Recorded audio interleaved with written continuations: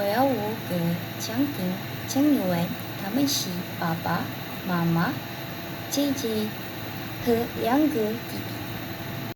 我的爸爸是一工程师，我的妈妈是一女性。我是大学生，我是在马六甲继续大学念书的。我在大学念电子计算机网络。我是一个好的面包师。我的选择时间都用来烘焙糕点和蛋糕。